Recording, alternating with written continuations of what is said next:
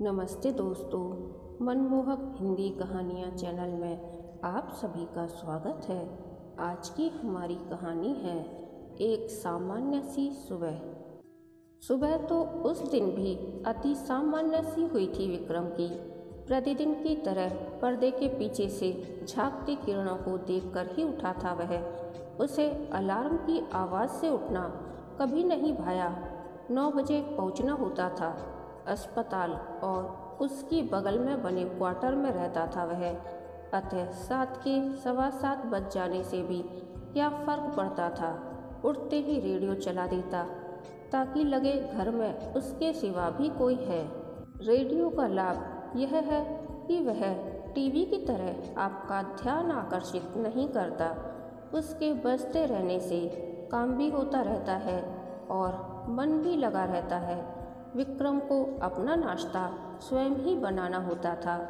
अंडा, डबल रोटी और दूध का गिलास, बस हो गया नाश्ता।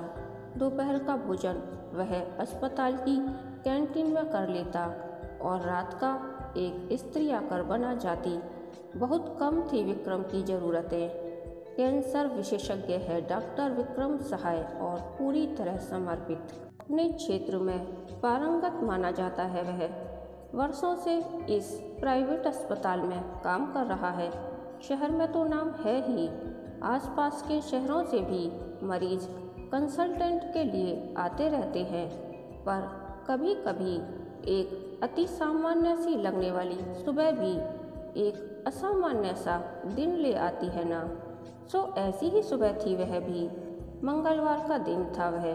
सुबह से ओपीडी में बैठे बैठे थक चुके थे विक्रम। बाहर बस एक आखिरी मरीज है, नर्स ने बताया, और एक स्त्री को व्हील चेयर पर भीतर लाया गया। डॉक्टर ने उसे परीक्षण मेज पर लिटाने को कहा एवं हाथ का काम पूरा करके उठे। स्त्री के पास गए तो चेहरा कुछ परिचित लगा, पर जिसका ध्यान आया यह उसकी परछाई मात्र थी। ओपीडी स्लिप पर नाम देखा, लतिका ही है। बीमारी से अशक्त शरीर, मुरझाया चेहरा, बेहोश तो नहीं परंतु पूर्णतः सहज भी नहीं। साथ में देखभाल करने वाली आया और घर का पुराना नौकर विशंभर साहब अपने काम से विदेश गए हुए थे। लतिका की हालत नाजुक थी और उसे तुरंत भर्ती करना आवश्यक था, और उतना ही आवश्यक था इस प्राइवेट अस्पताल में अग्रिम राशि जमा करवाना। नौकर के पास इतना पैसा कहाँ से आता। विक्रम ने अपनी ओर से पैसे जमा करवा लतिका को अस्पताल में दाखिल करवा दिया ताकि फौरन इलाज शुरू हो सके। लतिका को ब्लड कैंसर था। इस उम्र में ब्लड कैंसर होने पर ठीक होने की आशा तो कम रहती है, पर जितने दिन जीवित रहे चैन से जिए, यही प्रयत्न किया जा सकता था। थोड़े थोड़े अंतराल पर रोगी को रक्त चढ़ाया जाता है। कुछ दिन ठीक बीतते हैं और हालत फिर से बिगड़ने लगती है। सामान्यतः बीच के दिनों में मरीज को घर भेज दिया जाता है, पर लतिका को कोई लेने देखने आता तो भेजते, विशंभर आता था देखने। उसे कुरेदने पर पता चला कि साहब तो कब के लौट आए हैं और उनके साथ एक युवती भी है। उन्हें पत्नी की गंभीर अवस्था का पता है और विशंभर ने उन्हें पैसों के लिए भी कहा है, पर उनका कहना है कि बचना तो वैसे भी नहीं है, तो उन्हें किसी सरकारी अस्पताल में क्यों नहीं ले जाते हो। लेकिन विक्रम ने लतिका को इस बात की भनक तक न पड़ने दी। वह समय समय पर अस्पताल में रकम जमा करवा देता और उसकी पूरी देखभाल भी करता रहा। ड्यूटी का समय समाप्त होने पर घर का एक चक्कर लगाता और फिर उसके पास आ बैठता। जिन दिनों उसकी हालत बेहतर होती तो वह बातें भी करती, अपने पति, अपने वैभव के किस्से सुनाती, देश विदेश के भ्रमण की चर्चा करती, घर में होने वाली पार्टियों, विशेष अतिथियों के नाम गिनाती। वह इस खुशफहमी में थी कि उसके इलाज का पूरा खर्च उसके पति कर रहे हैं।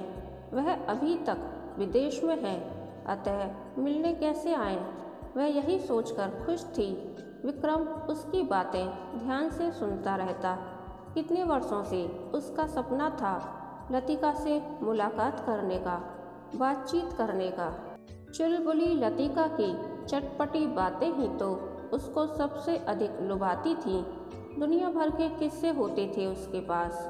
आज लतिका की सब बातें चाहे सच ना भी हों, कहने वाली तो उसे सच मानकर ही कह रही थी ना।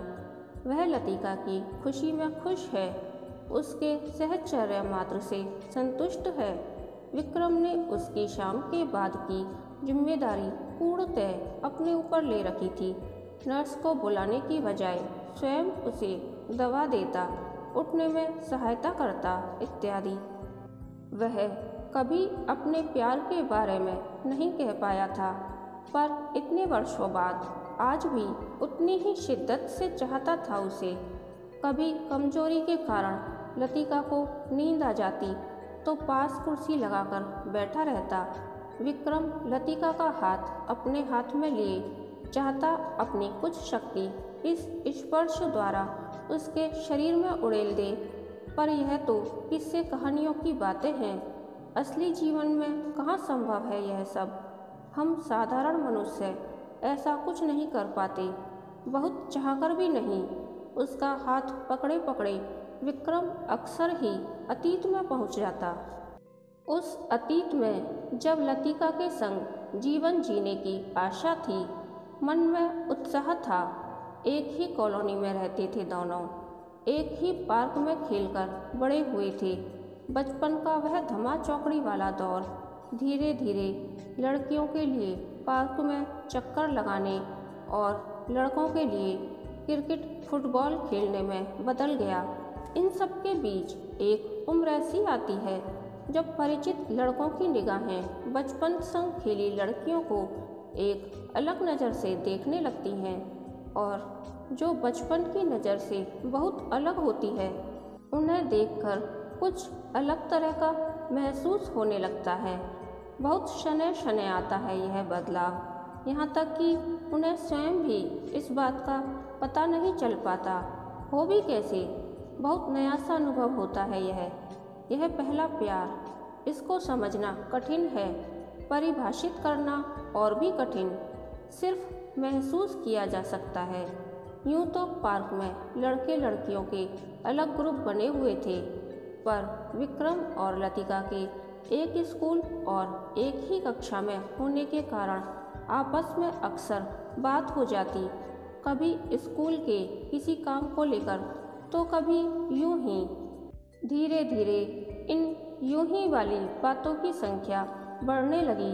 बातूनी लतिका की बातें होती भी तो इतनी रोचक थीं कि सुनने वाले का मन ही ना होता उसे रोकने का। स्कूल के बाद विक्रम मेडिकल करने लगा और लतिका बीए, पर रहते तो आसपास ही थे, सो मिलना होता रहा। मेडिकल करते हुए विक्रम ने निश्चय कर लिया था कि जीवन तो लतिका के संग ही बिताना है। ठीक है कि एक ही कक्षा में होने के बावजूद लतिका उससे वर्ष भर बड़ी थी, पर देखने में नाजुक सी थी और विक्रम लंबा चौड़ा। देखने में अजीब न लगता था तो सर्टिफिकेट में लिखा होने से क्या फ़र्क पड़ता था, पर फर्क पड़ा था। कारण कुछ और होने पर भी यही मुद्दा बन गया था। विक्रम ने मेडिकल पूरी कर ली थी। उसे लतिका से पता चला कि उसके माता पिता उसके विवाह की सोच रहे हैं, तो वह उनसे मिलने गया। लतिका के पिता ने बड़ी देर तक उससे बात की, बड़े प्यार से उसे समझाया। लतिका की ब्याह योग्य उम्र हो चुकी है और उसमें अब देरी नहीं की जा सकती, जबकि विक्रम को स्थापित होने में अभी बहुत समय है। MBBS पूरी हो गई है, पर अभी इंटर्नशिप करनी है और फिर MD। उसके बाद भी प्रैक्टिस क्या 2 ही दिन में चल निकलेगी। इधर विक्रम के माता पिता को भी बहू के बड़ी होने वाली बात गले नहीं उतर रही थी। 2-4 साल छोटी ना सही, 1-2 साल तो हो, यह तो हम उम्र भी नहीं, उल्टे विक्रम से बड़ी थी। वह अपने माता पिता को तो किसी तरह समझा भी लेता, पर लतिका के पिता नहीं माने। दरअसल वे लतिका का रिश्ता अपने ही आर्थिक स्तर के किसी परिवार में करना चाहते थे, और ऐसे कुछ परिवार उनकी नज़र में थे भी। सो उन्होंने लतिका का रिश्ता एक सफल व्यवसायी के बेटे के साथ तय कर ही दिया। लतिका की मर्जी को पूरी तरह नज़रअंदाज करते हुए यह भी संभव है कि लतिका ने उसे उतनी शिद्दत से चाहा ही नहीं था जितना विक्रम ने उसे। पहले विक्रम लतिका को पाने का लक्ष्य सामने रखकर पढ़ाई कर रहा था। लतिका उसकी प्रेरणा थी और वह प्रेरणा हट गई थी उसके सामने से, तो उसने एक अच्छा डॉक्टर बनना ही अपना लक्ष्य बना लिया था और वह पूरी लगन से जुट गया अपने लक्ष्य में, ताकि लतिका को खोने से वह किसी अवसाद में न डूब जाए। नया रक्त चढ़ाने के पश्चात जब लतिका बेहतर महसूस करने लगती और घर जाने की बात करती, तो विक्रम उलझन में पड़ जाता। कैसे भेज दे वह उसे घर? क्या वह सहन कर पाएगी? जब उसे पता चलेगा कि उसका पति विदेश में नहीं घर पर ही है और एक विदेशी युवती के संग रह रहा है। इस स्थिति से बचने की दूसरी राह यह थी कि उसे विक्रम अपने घर ले जाए। उसे तो इनकार नहीं था, पर लतिका क्यों कर मानेगी? उसके मन में तो आज भी अपने पति के लिए कोई दुर्भाव नहीं था, पूर्ण विश्वास था उस पर। और विक्रम भी किस अधिकार से लाता उसे अपने घर?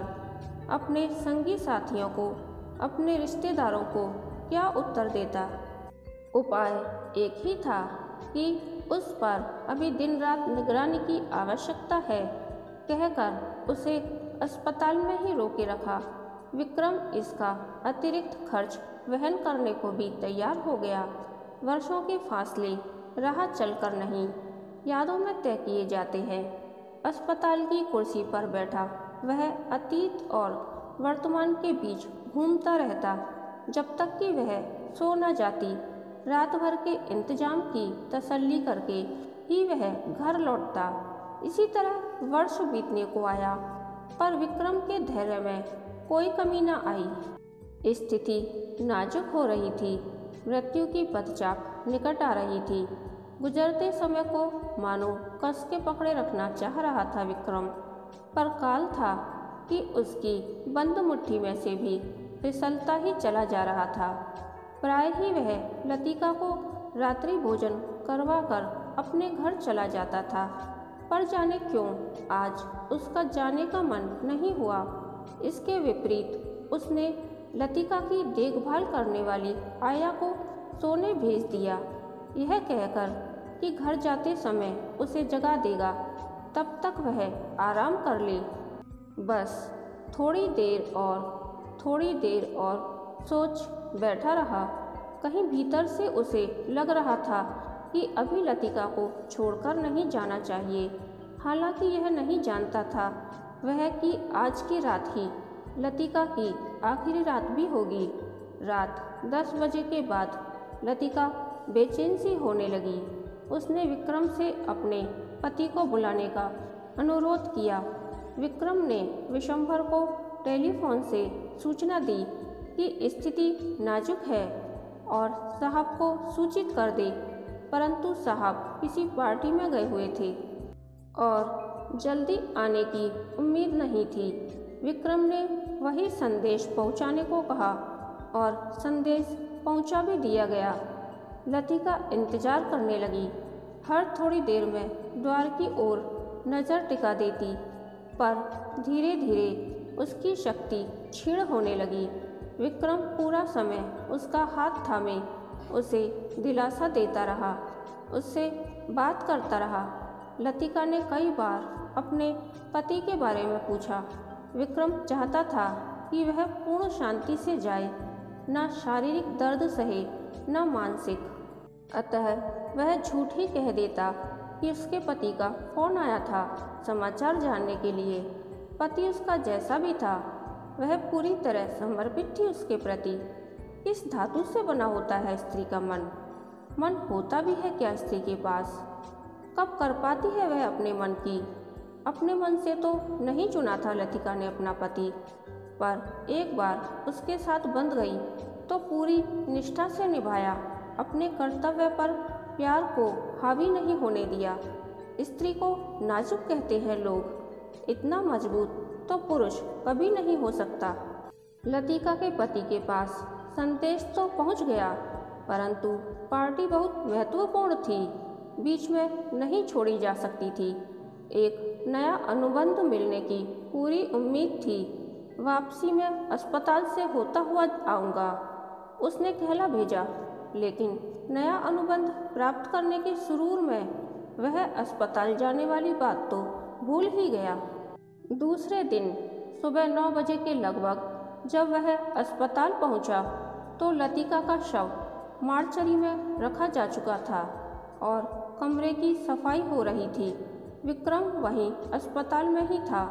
मृत्यु पत्र पर हस्ताक्षर उसी के थे, पर उसकी पूरी निष्ठा के बावजूद दाह संस्कार तो उसके पति के हाथों ही होना था। यही सामाजिक नियम है।